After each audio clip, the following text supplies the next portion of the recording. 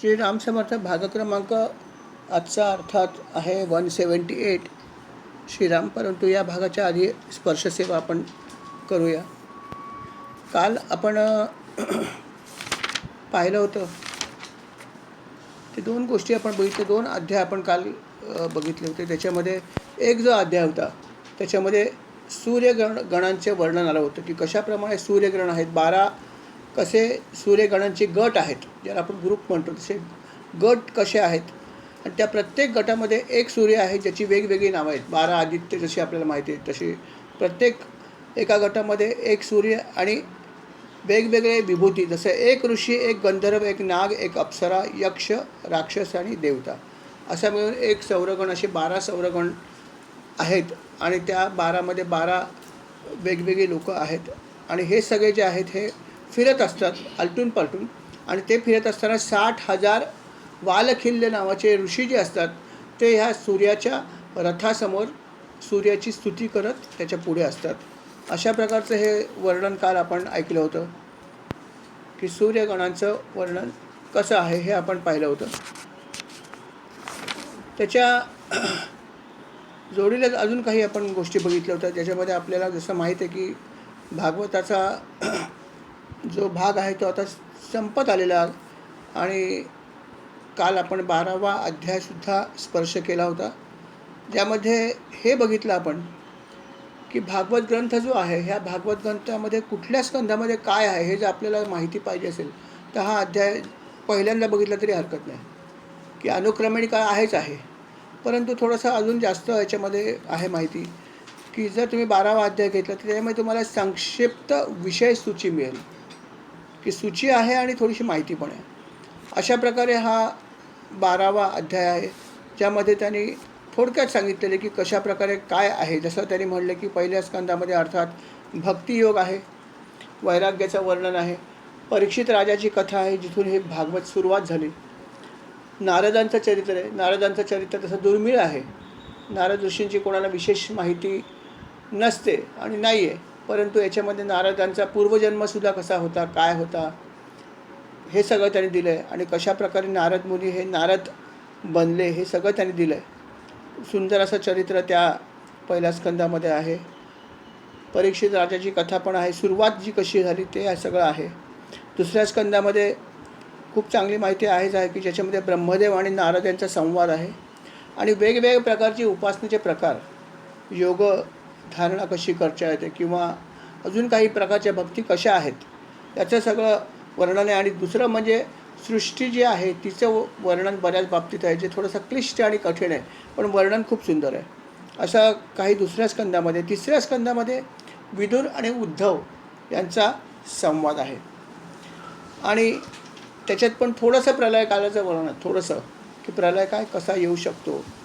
आणि मग मुळामध्ये प्रकृती निर्माण कशी झाली, किंवा विराट पुरुष म्हणजे काय, जे आपण ऐकतो विराट पुरुष, हा विराट पुरुषाचं वर्णन केलं आहे, कसा तो निर्माण झाला किंवा कशा प्रकारचं अंड होतं, हे सगळं वर्णन या तिसऱ्या स्कंदामध्ये आहे.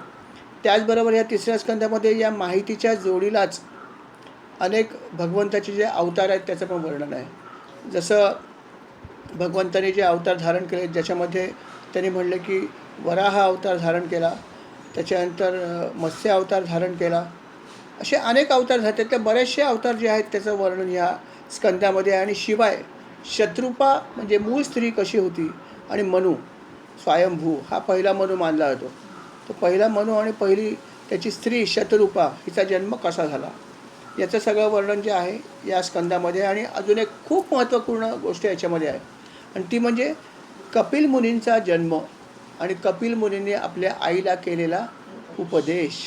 हा अतिशय सुंदर आहे, हा खरंच वाचण्यासारखा आहे, ऐकण्यासारखा आहे, आणि त्यातून खूप काही बोध झालेला आहे सगळ्यांनाच. असा हा सुंदर अध्याय आहे. भागवत कथा झाल्यावरसुद्धा आपण कधीतरी अधूनमधून, मी जसं म्हणलं, काही स्कंधातले काही जे भाग आहेत ना हे अधूनमधून ऐकायला पाहिजे. खूप महत्त्वाचं, जसं आपण काही महत्त्वाच्या गोष्टी रिव्हिजन करत असतो आपल्या आयुष्यातला सुद्धा, की नाही हे लक्षात ठेवायला पाहिजे बाबा, हे विसरता कामा नये. आपण काहीतरी बघतो त्या गोष्टीला, कॅलेंडरवर लिहून ठेवतो हे लक्षात ठेवायचं असं. तसं भागवतामधले काही जे भाग आहेत ना ते फारच महत्त्वाचे आहेत. ते जर आपण अधूनमधून ऐकलं तर त्याचा आपल्याला खूप फायदा होईल. म्हणून अधूनमधून आपण कधीतरी असं हे करत जाऊ. पुढे काय करायचं तो नंतरचा भाग आहे, पण जे काय करू त्याच्यामध्ये कधीतरी आपण once in a blue moon असे काही अध्याय घेऊया, त्यामध्ये खूपच सुंदर असा उपदेश केला आहे. कारण आईलाच उपदेश केला आहे भगवंतानी, त्यामुळे खूपच सुंदर उपदेश आहे. तर हा सगळा जो आहे तो 3ऱ्या स्कंधामध्ये आहे. स्कंध 4मध्ये दक्षाची सगळी कथा आहे की दक्षाचा यज्ञ कसा होता, त्याचा विध्वंस कसा झाला, का झाला, कारण मीमांसा. ध्रुवाची कथा आहे. प्राचीन बरी नावाचा राजा आणि नारद यांच्यातला संवाद आहे. हे सगळं 5व्या स्कंधामध्ये आहे. 6व्या स्कंधामध्ये दक्षाची उत्पत्ती कशी झाली याची कथा आहे. दक्ष प्रजापती म्हणजे कोण, प्रचेतापासून त्याची कशी उत्पन्न झाली, त्याला कोणकोण संतती होत्या, आणि वृत्तासुराची कथा आहे. हा पण खूप पराक्रमी असा राक्षस होता, असुर होता. त्यांनी कशाप्रकारे इंद्राशी युद्ध केले, इंद्राला कशाप्रकारे त्यांनी चकित केलं आणि इंद्राने त्याचा वध कसा केला, हे सगळं आहे. आणि 7वा जो अध्याय आहे त्याच्यामध्ये अर्थात हिरण्यकश्यप आणि हिरण्याक्ष यांच्या कथा आणि प्रल्हादाचं सुद्धा चरित्र 7व्या स्कंधामध्ये आहे. 8वा स्कंध जो आहे याच्यामध्ये मन्वंतराची कथा आहे. याच्यात खूप कथा आहेत. याच्यामध्ये गजेंद्र मोक्षाची कथा आहे, अतिशय लँडमार्क कथा आहे. पण ऐकण्यासारखी आहे, माहीत असली तरी ऐकायला खूप आनंद येतो. त्याच्या जोडीला अजून काही भगवंताचे जे अवतार आहेत, विशेषतः अमृत मंथन, समुद्र मंथन जेव्हा त्यांनी केलं त्यावेळेससुद्धा भगवंतांनी नंतर घेतला होता मोहिनी अवतार. त्याच्या अगोदरसुद्धा कुर्मा अवतार घेतला, अजून बरेच अवतार त्यांनी घेतलेत. परंतु या अध्यायामध्ये या सगळ्या गोष्टीचं वर्णन आहे की धन्वंतरीचा अवतार कसा धारण केला, कारण हा सुद्धा समुद्र मंथनामधून आलेला आहे. लक्ष्मी कशा प्रकारे आली, तिच्या मागे कसे लोक होते, तिने कोणाशी विवाह केला, हे सगळं जे आहे हे सगळं 8व्या स्कंधामध्ये आहे. खूपच सुंदर 8वा स्कंध पण आहे. त्याच्यानंतर येतं 9वा स्कंध. 9व्या स्कंधामध्ये अर्थात इक्ष्वाकू जो वंश आहे भगवान रामांचा, या वंशाचा सगळा विस्तार दिला. कशाप्रकारे कोण झालं, सूर्यवंश म्हणजे कोण होतं त्या वंशामध्ये, ही सगळी माहिती दिली आहे. त्याच्यामध्ये अजून एक सुंदर चरित्र आहे, जे म्हणजे सुकन्या आणि शर्यती राजा यांची पण एक खूप सुंदर कथा आहे, ऐकण्यासारखी आहे. त्याच्या जोडीला छोट्या छोट्या अनेक कथा आहेत. जसं मांधाता म्हणजे इंद्राची एक कथा आहे. सौभरी ऋषींची कथा ही एक माझ्या मते खूप महत्त्वाची आहे. इथं आपण बराच बोध घेऊ शकतो. ही पण खूप बोधदायक अशी कथा आहे. सगर राजाची कथा आहे. आणि अर्थात भगवान श्रीरामांची कथा आहेच आहे, कारण यात त्यांच्या कुळाचंच वर्णन आहे. त्यांचं पण संक्षेपातलं चरित्र आहे. या ठिकाणी पूर्ण चरित्र सांगू शकत नाही, कारण कदाचित विस्तार खूप झाला असता. शतकोटी प्रविस्तरम म्हणलं आहे. त्यामुळे ते भगवान रामाचं चरित्र जे आहे ते याच्यामध्ये संक्षेपाने सांगणं जरूर होती. तरी पण ते ऐकताना खूपच आनंद होतो, यात शंका नाही आहे. त्यानंतर ययाती राजाची कथा आहे, नहुषाची कथा आहे की कसा मनुष्य ढळतो खाली, याचं उदाहरण म्हणजे नहुष राजा आहे. की एवढे त्यांनी 100 यज्ञ जवळपास केले आणि इंद्रपदाला पोचला. पण इंद्रपदाला पोचल्यावर सुद्धा त्याला गर्व निर्माण झाला. बघा, मनुष्य इतकं पुण्य कमवल्यावर सुद्धा त्याला गर्व होऊ शकतो. यातून घेण्याचा भाग आहे. कथेतून बोधच महत्त्वाचा आहे की इतके यज्ञ करणं साधं काम नाही आहे. 100 यज्ञ त्यांनी पूर्ण केल्यावर तो इंद्रपद त्याला प्राप्त झालं होतं. त्या ठिकाणी तो पोचला होता नहुष राजा. पण गर्व तितकाच झाला त्याला. आणि गर्व झाला की मनुष्य काय करत नाही चुकीचं ते सांगा. सगळ्या चुकीच्या गोष्टी ज्या करू नये त्या बरोबर त्यांनी केल्या. त्याच्यामुळे त्याचं इंद्रपद गेलं. ऋषींकडून त्याला शाप मिळाला. तो सर्पयोनीमध्ये गेला. जे कुठे होता आणि कुठे गेला बघा. इंद्राच्या पत्नीवर त्याची नजर गेली. इतका त्याला म्हणजे त्या वातावरणाचा परिणाम बघा. आपण म्हणतो स्वर्गलोक, पण स्वर्गलोकामध्ये सुद्धा गेल्यावरती मनुष्याची नीतिमत्ता ढळू शकते. म्हणून माणसाचा संयम जो आहे तो आपण म्हणतो परलोकात पण ठेवावा लागतो. कारण तिथे गेल्यावरच त्याला परलोकामध्ये हे सगळं घडलं आहे. तो पृथ्वीवरून स्वर्गलोकात गेला. इंद्राचा जागा त्याने घेतली, पण त्याचा संयम कुठे होता. म्हणून तर त्यांनी इंद्राच्या पत्नीवर वाईट नजर ठेवली, ऋषींचा अपमान केला आणि म्हणून तो सर्पयोनीत गेला. म्हणजेच काय की तुमचा संयम जो आहे तो सगळ्या ठिकाणी राहणं जरुरी आहे. परलोकात असलं तरी पण तुम्हाला संयम ठेवायला पाहिजे. जरी ती योनी तुम्हाला मिळाली तरी जरी उच्च असली तरी पण तिथून परत खाली येऊ शकतो. ते पण डायरेक्ट पशुयोनीमध्ये, म्हणजे सर्पयोनीत आला म्हणजे किती पदावनती झाली बघा. त्याचं किती खाली आला बघा. तो प्रमोशन जसं मिळालं तसं डिमोशन पण किती खाली आलं बघा. कुठून कुठे आला. इंद्र म्हणजे राजा, देवांचा राजा, तिथून डायरेक्ट सर्प येऊन आला. म्हणजे किती उंच प्रमोशन घेतलं आणि किती खाली डिमोशन केलं. त्यातून हा घेण्याचा भाग आहे. असं खूप सुंदर असा हा स्कंद आहे. याच्या जोडीला अजूनही काही कथा याच स्कंदामध्ये आहेत. त्याच्यामध्ये त्यांनी म्हटलं पुरुरवा राजाची पण कथा आहे, ययातीची कथा आहे, सगळ्या बोधदायक कथा आहेत. भरताची कथा आहे, भीष्माची कथा आहे. ययातीची तर कथा प्रसिद्ध, ययाती तर कादंबरी आहे विसा खांडेकरांची. अशा सगळ्या सुंदर कथा या स्कंदामध्ये आहेत. अर्थात हा स्कंद 9 आहे. 9मध्ये खूपच रंजक आहे. आणि त्यानंतर पुढचा खूप मोठा महत्त्वाचा स्कंद क्रमांक 10 आहे. त्याच्यामध्ये अर्थात भगवंताच्या वरती सगळा स्कंद आहे. कृष्ण लीला संपूर्ण या स्कंधामध्ये पूर्वार्ध आणि त्याचा उत्तरार्ध दोन्हीमध्ये जे आहे हे सगळं आहे. कशा प्रकारे गोकुळात त्यांनी जन्म घेतला, कुठल्या परिस्थितीत जन्म घेतला, का जन्म घेतला, इथपासून सुरुवात आहे. देवकीचं लग्न कसं होतं, लग्नामध्ये कसं घडलं, कशा प्रकारे कंस तिच्या रथाचा सारथी बनला होता आणि कशा प्रकारे आकाशवाणी झाल्यावर तिला त्याच ठिकाणी मारायला निघाला, कसं मनुष्याचं असल्याचं खूप सुंदर वर्णन त्यांनी केलं आहे. आणि मग अर्थात भगवंतांनी कसा जन्म घेतला, जन्म कसा परिस्थितीत घेतला, कशा प्रकारे गोकुळात तो लहानाचा मोठा आला, किती लीला त्यांनी केल्या. लीला तर खूपच आहेत. म्हणजे या लीलांना नुसतं बायपास करताना सुद्धा आपल्याला कसं तरी वाटतं की काय एक एक लीला आहेत. जसं एखादा सुंदर पदार्थ खायचा जर आपल्या आवडीचा असेल तर गाडीवरून गेलं तर नुसतं जावं वाटत नाही, खाऊन जाऊया असं कधी कधी होतं ना मनुष्याला. अरे एवढ्या चांगल्या ठिकाणी आलो, इथली ही डिश फार प्रसिद्ध आहे, थोडी खायला पाहिजे असं आपण लौकिकात म्हणतोच ना. तसं या भागवताच्या बाबतीत मला असं कधी कधी वाटतं की यांना फक्त स्पर्श करून जाताना नको वाटतं. कारण या कथा इतक्या सुंदर आहेत की त्या आठवल्या तर अगदी खूप हे वाटतं की कशा प्रकारे भगवंतांनी लीला केली, कशा त्यांनी पुतनेचा प्राणहरण केलं, कशा प्रकारे बकासुराचा नाश केला, कशा प्रकारे त्यांनी धेनुकासुराचा वध केला, कालिया नागाची मस्ती कशी उतरवली ही तर किती प्रसिद्ध आहे. शिवाय इंद्राचं त्यांनी गर्वहरण कसं केलं, गोवर्धन पर्वत धारण केला. या सगळ्या सुंदर सुंदर लीला आहेत की ज्यांचा फक्त आपण इथे उल्लेख जरी ऐकला तरी आपल्याला असं वाटतं की त्या ठिकाणी आपण पोचलो आहोत, असंच आठवणी होत्या सगळ्या. इतकं सुंदर असं हो गोवर्धन लीला समोरच आहे एक फोटो आमच्याकडे. तर खरंच हे सगळं फक्त स्पर्श केला तरी सगळं आठवतं की कशा प्रकारच्या या लीला भगवंताने केल्या होत्या, त्याच्या स्मृती आठवतात, खूप आनंद होतो.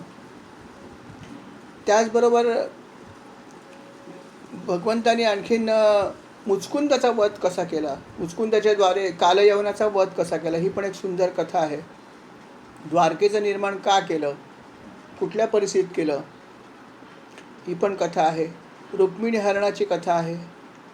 त्याचबरोबर बाणासुराशी युद्ध कसं झालं आणि प्रत्यक्ष महादेवांशी त्यांचं कसं युद्ध झालं, ही पण कथा आहे त्याच्यामध्ये. अशा अनेक कथा आहेत. शिशुपालाचा कथा आहे, त्याचा वध कसा केला, पौंड्रकाचा वध कसा केला अर्थात, आणि दंतवक्राचा, या सर्व गोष्टीसाठी तर भगवंताने अवतार घेतला होता, त्यामुळे यांचा वध कसा केला ही पण कथा आहे. अशा आणि या सगळ्यामध्ये काशीचं पण त्यांनी दहन केलं आहे. काशी एवढी पवित्र नगरी असून सुद्धा त्याचं पण दहन केलं. कारण काशी राजा जो होता तो कंसाचा मित्र होता, त्यामुळे कंसाचा वध झाल्यावरती काशी नरेशनी श्रीकृष्णावरती आक्रमण केलं यादवांवर, आणि म्हणून कृष्णाने काशी नगरीचा पण पूर्ण विध्वंस केला. अन्यथा काशी नगरीचा विध्वंस कोणी करणार नाही. ती पवित्र नगरी आहे, शंकरांची आवडती नगरी आहे. परंतु त्यांनी स्वतःच असं पाप केल्यामुळे असं पण भगवंतांनी केलेलं आहे. हे सगळं 10व्या स्कंधामध्ये अर्थात 2 भागामध्ये मिळून या एवढ्या सगळ्या सुंदर सुंदर कथा आहेत. त्याच्यानंतर 11वा स्कंध. 11व्या स्कंधामध्ये बराचसा उपदेशाचा भाग आहे, परंतु काही कथासुद्धा आहेत. आणि याच अध्यायाच्या शेवटच्या भागामध्ये भगवंताचा आणि उद्धवाचा संवाद आहे, ज्यातून खूप चांगला उपदेश केला आहे. कशा प्रकारे वागायला पाहिजे, काय करायला पाहिजे, संपूर्ण आत्मज्ञान जे आहे ते भगवंतांनी या 11व्या स्कंधामध्ये त्याला दिलेलं आहे. असा हा 11वा स्कंध आहे. आणि त्यानंतर हे सगळं झाल्यावरती उद्धवाला सांगितलं की तू बद्री केदारला किंवा बद्रीनाथाला जा आणि तिथे तू राहा आणि माझ्या उपदेशावरती तू चिंतन कर, आत्मचिंतन कर आणि ते पण एकांतात बसून कर. म्हणून बद्रीनाथाला गेलं तर एकांत शोधा. कळलं की नाही? जेवढा जसा मिळेल तसा एकांतात बसा, कारण एकांतात बसा भगवंतांनी सांगितलं. एकांताला खूप महत्त्व आहे, ही फॅक्टच आहे. तर अशा प्रकारे हाही खूप सुंदर होता 11वा अध्याय. आणि नंतर अर्थात 11वा अध्याय झाल्यावर 12वा अध्याय येतो. 12व्या अध्यायामध्ये काही सुंदर कथा आहेतच, की ज्याच्यामध्ये मार्कंडेय मुनीची आपण कथा ऐकली. आणि दुसरी एक गोष्ट की भागवत कथा जी आहे, ही भागवत कथा जी आहे ती या ठिकाणी संपते ॲक्च्युली हा 12वा अध्याय झाल्यावरती. आणि त्याच्या आधी अर्थात परीक्षित राजाने जे आहे ते स्वर्गारोहण केलं, कारण कथा जेव्हा संपली शुकमुनींनी सांगून झाली तेव्हा त्याच्यानंतर शुकमुनी निघून गेले आणि परीक्षित राजांनी कसा देह सोडून दिला आनंदाने, त्याचं मृत्यूचं भय कसं निघून गेलं हे त्याचं खरं त्याला फलश्रुती ही खरी मिळाली. आणि मग ती सगळी कथा त्याच्यामध्ये आहे की कशाप्रकारे त्यांनी देह सोडून दिला आणि शाप कसा खरा झाला हे सगळं आहे. आणि कथा तिथे संपते, परंतु अर्थात शौनक मुनी आणि यांचा जो संवाद आहे पुढे, त्या संवादातून अजून बऱ्याच काही गोष्टी आपल्याला मिळतात. आणि त्या संवादामधून त्यांनी पुढे ही पण माहिती दिली की कशाप्रकारे प्रलय होतो, प्रलय काय आहे याची माहिती दिली. आणि मार्कंडेय मुनींना ह्याचं दर्शन कसं घडलं आणि का घडलं हा महत्त्वाचा भाग आहे. की मार्कंडेय मुनींनी करोडो वर्षे तपश्चर्या केली आणि त्यांची तपश्चर्या भंग करण्याचा प्रयत्न इंद्राने करूनसुद्धा तो भंग करू शकला नाही. पुंजिकास्थळी नावाची अप्सरा पाठवली, कामदेव स्वतः आला सगळे बाण घेऊन, परंतु त्यांची तपश्चर्या भंग करू शकला नाही. आणि म्हणून त्यांना भगवंतानी कशा प्रकारे प्रलय होतो ही लीला त्यांना दाखवली प्रत्यक्ष न होता सुद्धा. ही भगवंताची मोठी लीला आहे.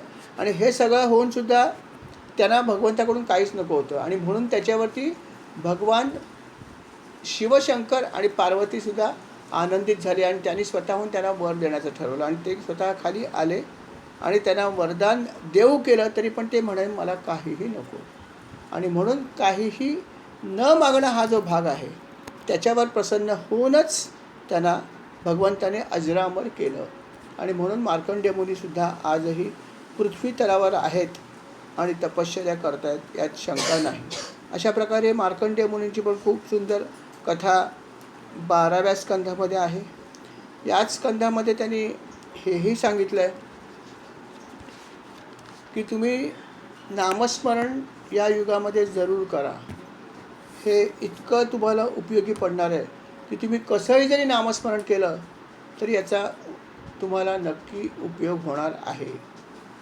जसं महाराजांनी सुद्धा म्हणलं आहे, महाराजांना एकाने प्रश्न विचारला, महाराज किती परिणाम होईल नामस्मरणाचा, होतो कसं समजणार, काय होतं? म्हणले दारू प्याला तर काय होतं, असेच शब्दात सांगितलं. म्हणजे दारू प्याला तर काय होतं?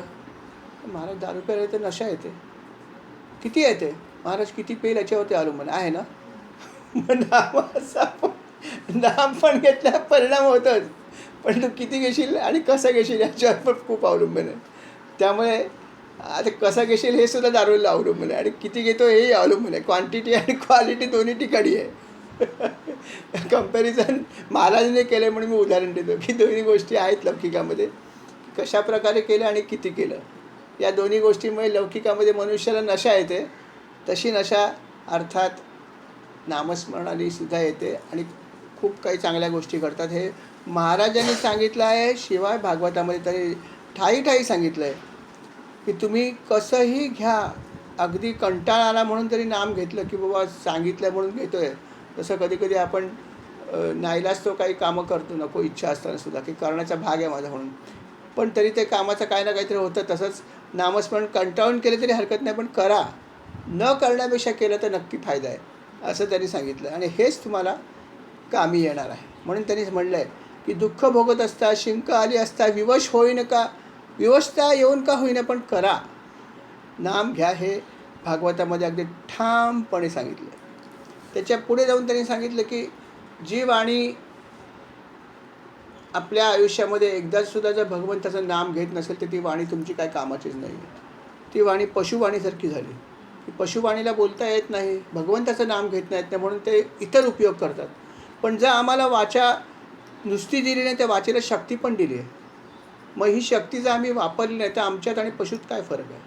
म्हणून त्यांनी म्हटलं की तुमच्या वाणीतून एकदा तरी भगवंताचं नाम आयुष्यात कधीतरी घ्या, असं त्यांनी सांगितलं आहे. की या सगळ्या आपल्या इंद्रियांचा वापर जर तुम्ही नीट केला नाहीत तर तुम्ही पशुत आणि तुमच्यात काहीही फरक राहिला नाही. आणि मनुष्य का आवडतो भगवंताला, तर मनुष्याला हे सगळं करता येतं जे पशूंना करता येत नाही. आणि जर तुम्ही हे केलं नाहीत तर तुमच्यात आणि पशुत काहीही फरक राहिला नाही. म्हणून हे तुम्ही करा असं भागवतामध्ये त्यांनी अनेक वेळा सांगितलेलं आहे. त्यांनी आणखीन एक गोष्ट खूप छान सांगितली. त्यांनी हे म्हटलं की भगवंताची स्तुतीसुद्धा तुम्ही, भले तुम्हाला करता येत नसेल, जरूर नाही की सगळ्यांचं काही साहित्य खूप चांगलं असेल, शिक्षण प्रत्येकाचं कमी अधिक असतं, प्रतिभा प्रत्येकाची कमी अधिक असते, बरोबर आहे. पण जर तुम्ही मनपूर्वक आणि जर भक्तीने जर भगवंताची स्तुती केली, जसं मी म्हणतो की तुम्ही स्पर्शसेवा कशी करा, हरकत नाही. कोणाची खूप सुंदर होईल, कोणाची चांगली होईल व्यवस्थित होईल, काहीतरी होईल, पण त्याला महत्त्व नाही आहे, तुमच्या भावनेलाच महत्त्व आहे. तुम्ही भले साहित्यिक नसाल, उच्च पद्धतीने अगदी काय फार मोठे शब्द वापरून नाही केली, साध्या शब्दात केली, काही फरक नाही पडत. जी वाणी भगवंताची स्तुती करते ती वाणीच खरी वाणी असं भगवंत मानतात. माझ्याकडे किती जरी समजा ज्ञान असलं, माझ्याकडे खूप चांगले शिक्षण आहे, मला चांगले मोठे मोठे शब्द माहिती आहेत, माझ्याकडे बोलण्याची समजा कला आहे, पण जर याचा उपयोग जर मी भगवंताच्या स्तुतीसाठी जर नाही केला तर ही माझी वाणी पशुसमानच झाली. एखाद्या पशुने आवाज केला, कुत्र्याने भुंकला काय आणि अशी सुंदर वक्तृत्व असूनसुद्धा ह्याचा वापर नाही केला तर पशुसारखंच झालं. पण जरी काही येत नसलं तरी पण जर तुम्ही हे केलं तर ह्याला खूप महत्त्व, कारण भगवंताला हे आवडतं. अगदी स्पष्ट आणि खूप त्यांनी हे चांगलं सांगितलं की ती वाणी, त्यांनी म्हणलं की श्रीकृष्णाच्या जगाला पवित्र करणाऱ्या यशाचे कधीच गायन करत नाही. ती वाणी साहित्य गुणांनी परिपूर्ण असली तरी कावळ्यांसारख्या माणसांनाच आवडायची. भगवंताला आवडत नाही. इन अदर वर्ड्स, भगवंताला ही वाणी आवडते की जी भगवंतासाठी वापरली जाते. म्हणून हा एक तरी खूप महत्त्वाचा भाग सांगितला आहे. फक्त आपण एक गोष्ट मात्र लक्षात ठेवायला पाहिजे की प्रत्येक गोष्टीचे इंटरप्रिटेशन करताना थोडासा हाही भाग लक्षात ठेवा की जरी त्यांना तसं चालत असलं तरी पण आपण उत्कृष्ट करण्याचा प्रयत्न केला पाहिजे. सेवा ही कशी चालते ह्यात शंका नाही स्वतः केलेली, जरी उत्कृष्ट नाही जमली तरी पण उत्कृष्ट करण्याचा प्रयत्न पण केला पाहिजे. की सेवा कशी चालते भगवंतांनी सांगितलं आहे, मग मला काय तयारी वेरी करायचं नाही, काय झालं तरी मला कोण बोलणार आहे, सगळे मला अंगठाच दाखवणार आहेत, छान झाली म्हणणार आहेत ना, असं म्हणून करू नका. प्रयत्न करा. प्रयत्न न करता तर केले तर ते पण तितकंसं बरोबर होणार नाही. जेव्हा तुम्ही पब्लिकमध्ये परफॉर्म करता, you should try to do it best. पब्लिकला त्याचा आनंद येईल असा प्रयत्न करा. ॲबिलिटी किती हा आपला भाग आहे, पण प्रयत्न जर नाही केला आणि माझी टर्न आहे, मी काही करणार नाही, मला जसं येतं तसं करणार, माझी सेवा आहे, तू घे देवा, असं पण देवाला नाही आवडणार. म्हणून ह्याचं इंटरप्रिटेशन करताना हे लक्षात ठेवा की आपण प्रयत्न केला पाहिजे.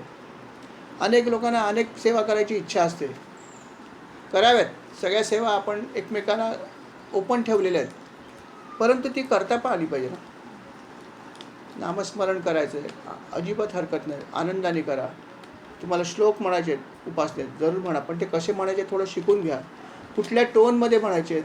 तुम्हाला आरती म्हणायची, कोणाकोणाला आरती म्हणायची इच्छा असते, पण मग तुम्ही जर माईक हातात घेतला तर तुमचा टोन जो आहे तो सगळ्यांशी मिळता जुळता आला पाहिजे. तुम्ही जर वेगळ्या टोनमध्ये एकटेच जर माईकवरून म्हणालात, बाकी सगळे एक साईडला म्हणतात, तर ते कसं दिसेल. म्हणून ह्या सगळ्या गोष्टीचं थोडंसं आपण भान ठेवलं पाहिजे की जे मला करायचं, जसं आपण भजन सेवा थोडी शिकतोच की नाही, आपण काय आशा भोसले आणि किशोर कुमार नाही आहोत, पण आपण थोडीशी प्रॅक्टिस करतोच ना. चाल माहीत करून घेतो, थोडासा ठेका माहीत करून घेतो, काहीतरी करतोच ना. तसं तुम्हाला जे काही करायचं आहे भगवंताचं तुम्ही जरूर करा, पण थोडासा त्याचा रिव्हिजन करा, थोडंसं शिकण्याचा प्रयत्न करा आणि मग ती करा. हा भाग खूप महत्त्वाचा आहे.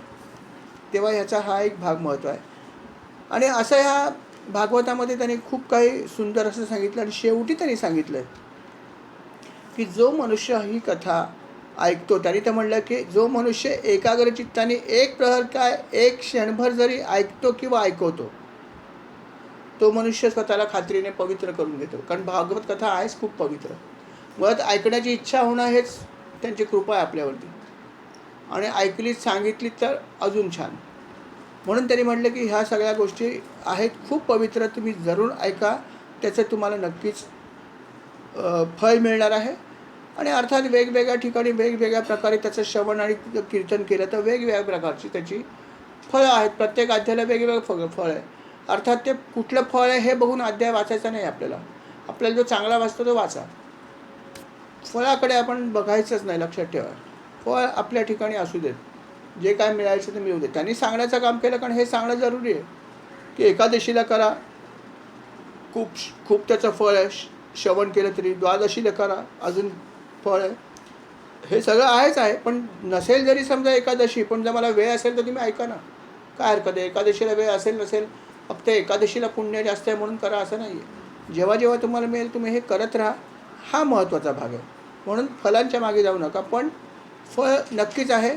तीर्थक्षेत्री जाऊन केलं तरी भरपूर याचा वेगवेगळ्या प्रकारची फळं आहेत. द्वारकेत जाऊन केला तर भयापासून मुक्त होतो. अशा वेगवेगळ्या तीर्थक्षेत्रामध्ये त्याचे वेगवेगळी फळं पण त्यांनी दिली आहेत. अशा प्रकारे ह्या भागवतामध्ये त्यांनी खूप सुंदर गोष्टी सांगितल्यात. आणि असा हा स्कंद जो आहे, 12 स्कंधांचा ही भागवत ग्रंथ हा तयार होतो. अशा प्रकारे हे 12 स्कंद जे आहेत त्याच्यामध्ये संक्षेपामध्ये ही सगळी माहिती दिली आहे. जी माहिती आपण ऐकली होती आधीच्या या स्पर्शसेवेमध्ये, ही सगळी माहिती आपण ऐकली होती.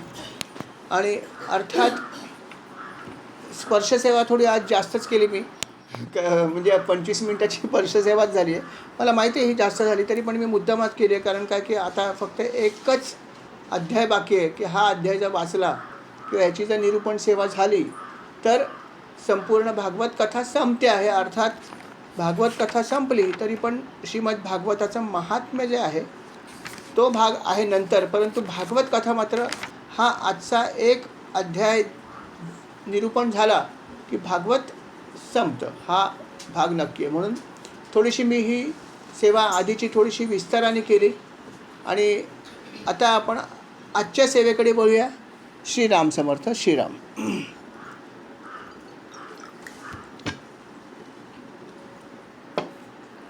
श्रीराम समर्थ. आजचा भाग क्रमांक अर्थात 178 आहे. श्रीराम. भागवताचा महिमा त्या आपण ऐकला. संक्षेपामध्ये भागवतामध्ये काय आहे हे सगळं आपण आत्ता ऐकलंच आहे. आता शेवटचा जो अध्याय आहे, अध्याय क्रमांक 13, हा कशावरती आहे तर ह्याच्यामध्ये त्यांनी थोडासा भागवताचा महिमा आहे, परंतु मुख्यत्वे त्यांनी किती पुराणं आहेत आणि त्या पुराणांची किती श्लोक आहेत त्या पुराणामध्ये, ही सगळी माहिती त्यांनी दिली. हे सगळं 13व्या अध्यायामध्ये. आणि ही सगळी माहिती अर्थात सूत मुनी सांगतायत शौनक ऋषींना. हा संवाद अर्थात त्या दोघांमध्ये सुरू आहे आणि त्या दोघांमध्ये संवादामध्ये हे सगळं आलं आहे. आणि सूत मुनी म्हणाले, बाबा रे, असे एवढी सगळी पुराणं आहेत. तेव्हा ते म्हणाले, नाम तर तुम्ही आम्हाला सांगितलं आधीसुद्धा, पण त्याच्यामध्ये श्लोक किती आहेत हे आपल्यालाही माहीत नाही का. कारण आपण कुठे वाचतो हे पुराणं वाचायला कोण जाणार आहे. आपण तर म्हणतो पुराणातली वांगी पुराणात. पुराण म्हणजे आपण थोडासा असा भाग ठेवला की त्याला काही द्यायची गरज नाही असं आपण एक म्हणत असतो, परंतु पुराण हा खूप महत्त्वाचा भाग आहे. आणि जी पुराणं आहेत त्या पुराणामध्ये कुठल्या पुराणात किती हे आहेत, श्लोक आहेत, हे आपण ऐकूया. बघा, त्यांनी म्हटलं की श्रीमद भागवताचा प्रतिपाद्य विषय काय. आता त्याचा प्रतिपाद्य विषय भागवताचा आपल्याला माहिती आहे, भक्ती हाच प्रतिपाद्य विषय आहे की संपूर्ण भागवतातून आपल्याला भक्तीच घ्यायची आहे. आणि गेन काय होतं हे तर काय मिळत नाही हे सांगा. जो जे वांछील तो ते लाहो प्राणी जातं, असं याची फलश्रुती आहे असं म्हणण्याचं हरकत नाही. कारण प्रत्येक अध्यायामध्ये फलश्रुती आहे.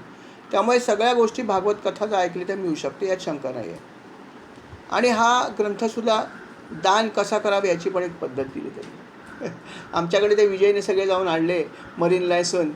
जेव्हा आम्ही पहिली भागवत सेवा केली, पहिल्यांदा जेव्हा बसायचो आम्ही 7च फक्त लोक बसायचो. मला आठवतं अजूनही की मी होतो, प्रिया होती, जोडीला रीना होती, त्याच्यानंतर हेमा होती, जयंती होती, विजय कधी कधी यायचा, आणि ताई होती अर्थात, केळकर होते, हो, विजय आणि रीना समजा एवढे 7च लोक आम्ही सुरुवातीला होतो. पहिली जेव्हा कथा झाली ते आम्ही 7च लोक होतो आणि बसण्याचा वेळ पण संध्याकाळी 7 वाजता होता. आज आपण 5:30ला सगळं संपवतो.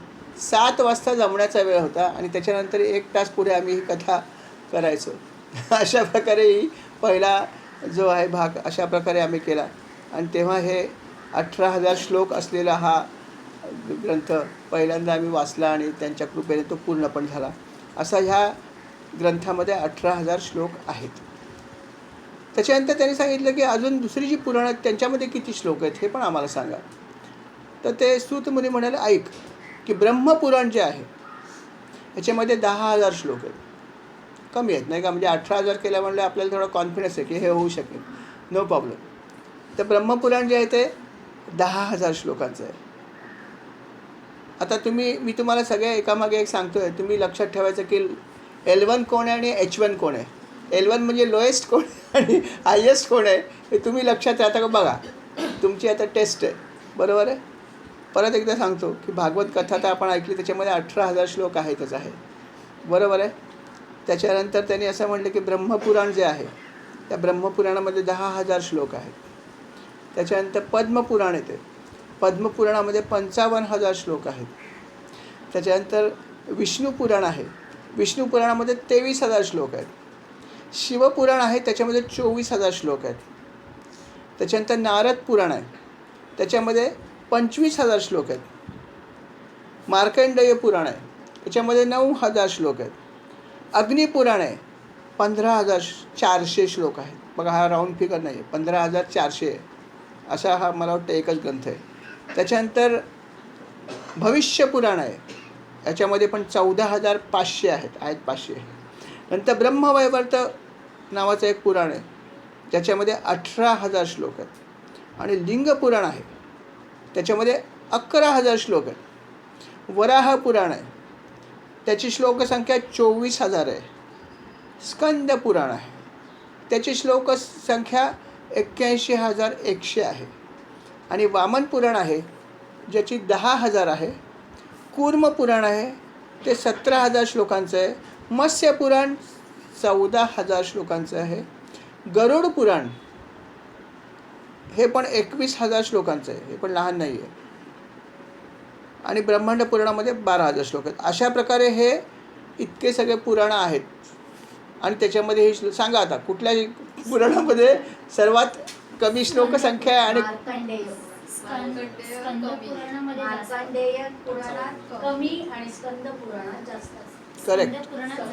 करेक्ट.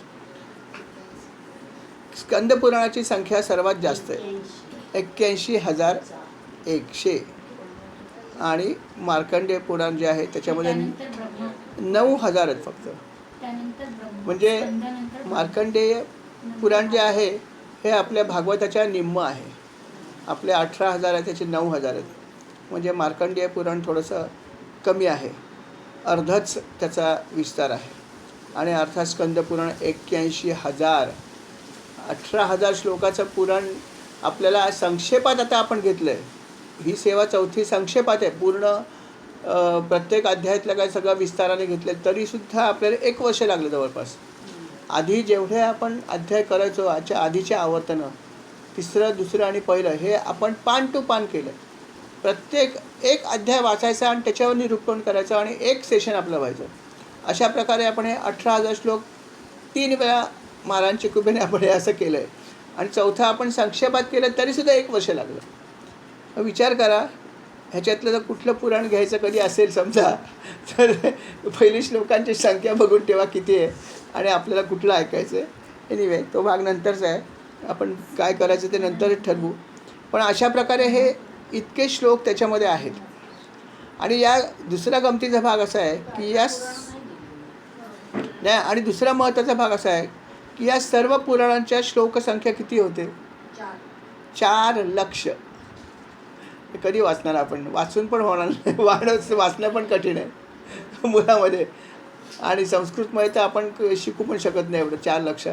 मराठीत आहेत आता सगळे, मराठीमध्ये सगळेच माझ्या मते पुराणं याच्यामध्ये सगळ्या कथा अवेलेबल आहेत. तुमच्या गीता प्रेसमध्ये मिळत असतील, लायब्ररीत पण आहेत माझ्या मते.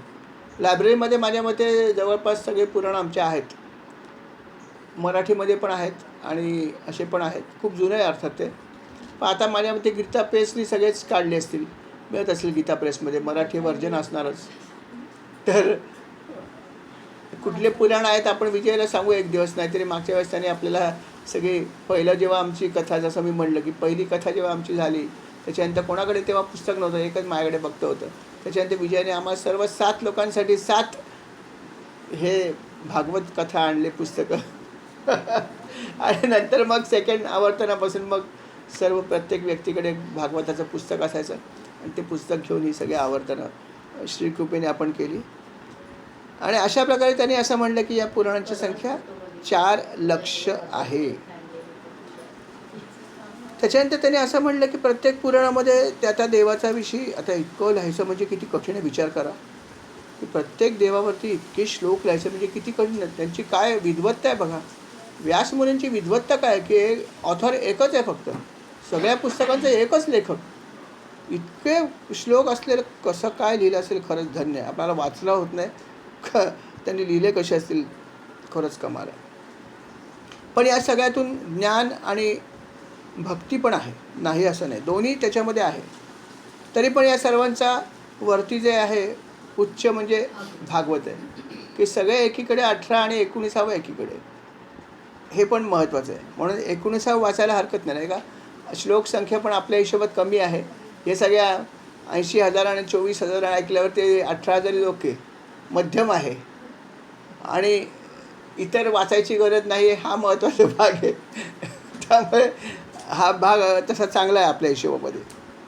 त्याने असं म्हणलं आहे की या सर्वांमधून आपल्याला मुख्य म्हणजे काय की वैराग्य प्राप्त होऊ शकतं. पण जसं मी म्हणलं की वाचन करताना त्याचा आपल्याला थोडंसं बोध झाला पाहिजे. म्हणजे बरेचसे लोक बऱ्याचशा गोष्टीचं पारायण करतात, पण ते पारायण कुठल्याही गोष्टीचं करा तुम्ही, पण त्याचा अर्थ समजून केला तर त्याचा जास्त फायदा आहे. कारण आज विचार करा, ही भागवत कथा आपण जर अशीच जरी नुसती वाचली असती आणि नामस्मरण केलं असतं तरी काय प्रश्न असता आला, म्हणजे असं करू शकलो असतो. पण आपण असं नाही केलं आणि त्याचा किती फरक पडला बघा.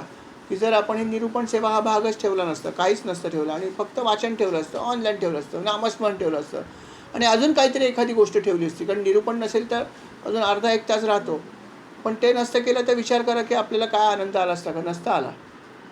4 वेळा पारायण जरी आपण केलं असतं तरी तुम्हाला तितका पुण्य किती मिळेल हा वेगळा भाग आहे. तसंही म्हटलं पुण्य हे आपल्या ठिकाणी आहे, पारायणाने पुण्य मिळतं, पण समजून केलं तर पुण्य जास्त आहे की नाही. कारण आपल्याला समजलं की काय ज्ञान आहे, काय करायला पाहिजे, काय करू नये, हे सगळं म्हणजे प्रत्येक पुराणामध्ये, प्रत्येक पुस्तकामध्ये ज्ञान असतं, हे लक्षात ठेवा. तुम्ही कुठलंही एखादं जेव्हा तुम्ही घेता की मी याचं पारायण करणार आहे, कुठलंही पुस्तक घ्या, लीलामृत घ्या, एखादं काही घ्या, पण त्याच्यामध्ये ते पद्यात्मक असतं. नॉर्मली सगळी अशा प्रकारच्या गोष्टी पद्यात्मक असतात आणि पद्यात्मक हे नेहमी कठीण असतात. गद्यात्मक असूनसुद्धा आपल्याला याचं निरूपण ऐकावं लागलं. विचार करा, गद्यात्मक असूनसुद्धा निरूपण ऐकावं लागतं. कथा असली तरी पण निरूपण ऐकावं लागतं, कारण त्याची मजा वेगळी आहे. तर जे पुस्तक तुम्ही पठण करता किंवा ज्याचं तुम्ही पारायण करता ते जर गद्यात्मक नसून पद्यात्मक असेल तर ते असंही तुम्हाला समजणं कठीण आहे. कोणालाच नाही समजत, पटकन नाही समजू शकत. 2 लाईन समजतील तर 4 लाईन समजणार नाही, कारण कविता पण समजत नसते. मग हे पुस्तक जर तुम्ही त्याचं जर नुसतं पारायण करण्याच्या ऐवजी जर समजून जर पारायण केलं तर तुम्हाला त्याचा किती उपयोग होईल. म्हणून पारायण करताना माझं असं वैयक्तिक मत आहे की आपण ते काय वाचणार आहोत हे सगळं समजून घेतलं पाहिजे की काय मी वाचते. नाही तर दनादन पारायण करायला वेळच लागत नाही, फाटफाट फाटफाट फाटफाट होऊ शकतं, काही अवधीत आपण संपू शकतो. पण ते माझ्या हिशोबामध्ये तुम्ही जर समजून केलं तर त्याचा खूप उपयोग होईल. कारण त्या सगळ्यामध्ये त्यांनी असं म्हटलं की प्रत्येक पुराणामध्ये आणि प्रत्येक अशा प्रकारच्या पुस्तकामध्ये खूप ज्ञान आणि बोधप्रद कथा पण आहेत. कारण कथा तर सगळ्याच, लीलामृत तुम्ही कुठलंही घ्या, कुठल्याही सद्गुरूंचं घ्या, कोणाचंही घ्या, त्यात कथा आहेतच.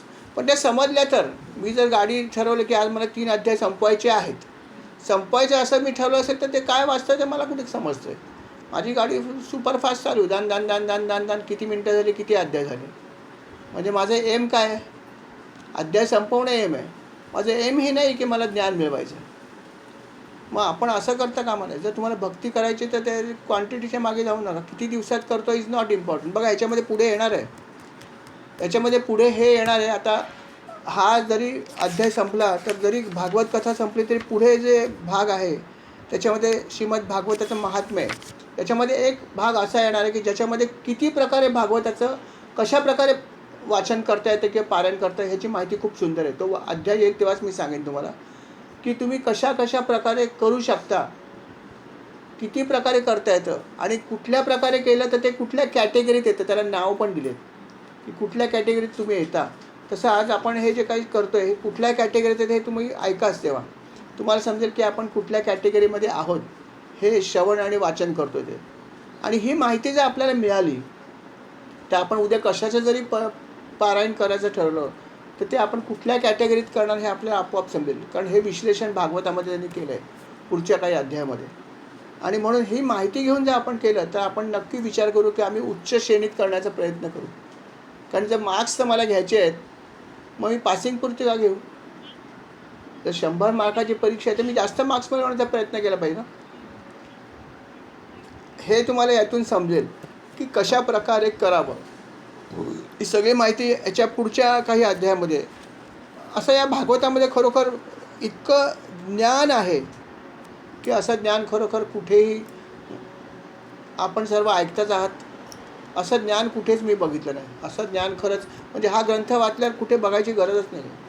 इतकं ज्ञान या ग्रंथामध्ये. जसं मी म्हटलं की भगवद्गीतेचा पण सगळा विस्तार या ठिकाणी आहे. कुठलाही तुम्ही भगवद्गीतेचा तुम्ही अध्याय काढा, त्याचा श्लोकाचा अर्थ वाचा, त्याला पॅरलल तुम्हाला भागवतामध्ये मिळेल 100%. कारण ती गुंफण्याचं काम कोणी केलं आहे? व्यासमुनींनीच केलं आहे ना. त्यामुळे त्यांना माहीत आहे की भगवद्गीतेचं पण सार यायला पाहिजे याच्यामध्ये.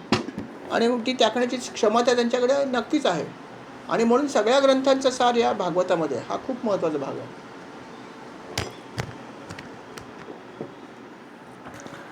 अशा प्रकारे त्यांनी ह्या भागवताचा महिमा त्यांनी या ठिकाणी पण थोडासा वर्णन केला आहे. त्याचा जसं मी म्हटलं की आपल्याला की वेगळा अध्याय येईलच, परंतु थोडंसं वर्णन त्यांनी या ठिकाणी सुद्धा केलेलं आहे. आणि जेव्हा जेव्हा तुम्ही ही सगळी कथा कराल तेव्हा मनपूर्वक करा, श्रद्धेने करा. आणि श्रद्धेने जर केली तर त्याचं फळ नक्कीच तुम्हाला मिळेल यात शंका नाही आहे. हेही सूत मुनींनी सांगितलं आहे सगळं. हा उपदेश सर्व ऋषीसमोर बसलेत त्यावेळेस. सूतमुनी जे उपदेश करतात शौनक ऋषी आहेत पण इतरही काही ऋषींचा समूह आहे तोही सगळं हे ऐकतोय. आणि अशा प्रकारे ही सगळी त्यांनी माहिती ह्या 13व्या भागामध्ये दिली आहे. आणि हा 13वा भाग जो आहे त्याच्या शेवटी त्यांनी सांगितलं की लक्षात ठेवा. परत एकदा त्यांनी सांगितलं की शेवटी सांगितलं म्हणजे बघा किती महत्त्वाचं की हे सगळं तुम्ही ऐकलंत परंतु ज्या भगवंताच्या नामाचे संकीर्तन सर्व पापे सर्वथैव नष्ट करतात ते आपण जरूर करा. आणि भगवंताच्या चरणाला शरण जा. आणि भागवतामध्ये अजून एका ठिकाणी हेही सांगितलं की जो मनुष्य आपल्या गुरूंची सेवा करतो, जो गुरूंच्या चरणाला शरण जातो त्याला सगळ्या गोष्टी मिळतात. हे पण भागवतामध्येच सांगितलं आहे. कृष्णाने हे सांगितलं आहे की तुमच्या गुरूंची सेवा किंवा गुरूंच्या चरणी जो मनुष्य जातो त्याला सगळ्या गोष्टी मिळतात. मी त्याच्यावर प्रसन्न होतो. हे पण भागवतामध्ये सांगितलं आहे. म्हणजे आपल्यासाठी 2 गोष्टी महत्त्वाच्या की गुरूंची सेवा आणि गुरूंची संलग्न गोष्टी तुम्ही जरूर करा. परमेश्वराला आवडतात आणि भगवंताच्या नामाचं संकीर्तन जरूर करा. हे सर्व पापं नष्ट करण्याची शक्ती ठेवते. जोडीला अर्थात त्याच्या काही लीला आणि काही जर कथा सांगितल्यात, वाचल्यात, ऐकल्यात तर त्याच्यामुळे तुम्हाला अजून आनंद येईल. हे तुम्ही करा असं भागवताच्या शेवटच्या भागामध्ये सांगितलं आहे. आणि शेवटी त्यांनी याची समाप्ती करताना प्रार्थना केलेली आहे की जी काही कथा केली ती भगवंता आम्ही तुझ्या चरणी अर्पण करतो आहोत, तिचा स्वीकार कर. हरिओम तत्सत्. संपूर्ण ग्रंथ हा. आणि त्यांनी जी प्रार्थना केली ती म्हणाले या आपण एकत्र म्हणूया इथे आहेत. म्हण त्वदीयं त्वस्तु गोविंद तुभ्यमेव समर्पये तेन त्वरिन्द्री कमले रन्तिमे यच्छ शाश्वतम्. याचा अर्थ बघा असा आहे, हे गोविंदा म्हणजे कृष्णा तुमची वस्तू मी तुम्हालाच समर्पण करतो. त्या योगे तुमच्या चरणकमलांचे शाश्वत प्रेम मला द्या, आम्हाला द्या. श्रीकृष्ण अर्पणमस्तू. हरि ओम तत्सत. ही सगळी जी काही सेवा झाली आपण भगवंताच्या चरणी अर्पण केलेली आहे, आपल्या गुरूंच्या चरणीसुद्धा अर्पण केलेली आहे. आणि त्याने हे म्हणलं की आमच्याकडून जी काही सेवा घडली, जशी घडली तिचा आपण स्वीकार करावा. कळत नकळत चूक झाली असेल तर क्षमा करावी. आणि आम्हाला फक्त एकच गोष्ट तुमच्याकडून पाहिजे, आपल्या चरणकमलांचं शाश्वत प्रेम आम्हाला पाहिजे, बाकी काहीही नको. ही त्याच्या शेवटची प्रार्थना आहे. आणि हीच प्रार्थना आपण सर्वांनी मनःपूर्वक केली आहे. आपणही मनःपूर्वक करा की आम्हाला तुझ्या चरणकमलाचं प्रेम दे, नामाचं प्रेम दे आणि आमच्या हातून अशीच सेवा तू घडवत राहा. हीच विनंती आपण भगवंताच्या चरणी करूया आणि गुरूंच्या चरणी करूया. आणि ही सगळी सेवा त्यांच्या चरणी आपण अर्पण करूया आणि त्यांना ही विनंती करूया की अशीच सेवा आमच्याकडून तुम्ही करून घेत राहा. ही विनंती. श्रीराम समर्थ.